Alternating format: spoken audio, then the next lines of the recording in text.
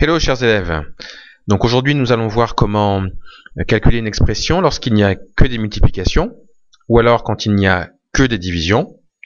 Et puis en dernier on verra comment calculer l'expression quand il y a à la fois des multiplications et des divisions. Alors voilà le calcul que je vous propose. Donc 3 fois 5 multiplié par 7. Eh bien quand il n'y a que des multiplications, on peut effectuer les calculs dans n'importe quel ordre.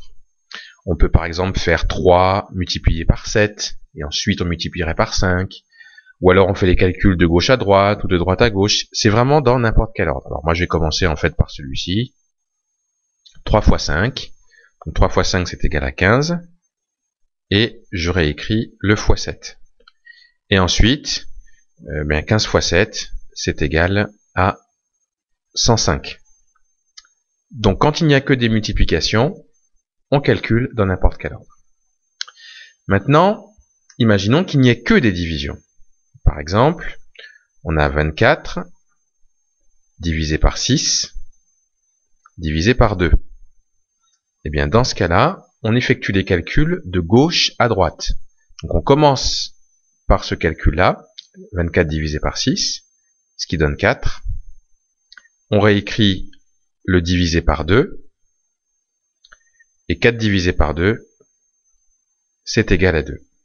Donc, quand il n'y a que des divisions, on effectue donc les calculs de gauche à droite. Dernier exemple, on a à la fois des multiplications et des divisions. Alors que fait-on? Bien là aussi, on effectue les calculs de gauche à droite. Donc on peut commencer par 4 fois 6, ce qui donne 24. On réécrit le divisé par 3 et le divisé par 2.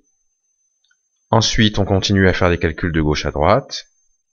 Donc 24 divisé par 3, c'est égal à 8. Et ensuite, on réécrit le divisé par 2. Et 8 divisé par 2, c'est égal à 4. Donc là encore, lorsqu'il y a à la fois des multiplications et des divisions, on effectue les calculs de gauche à droite.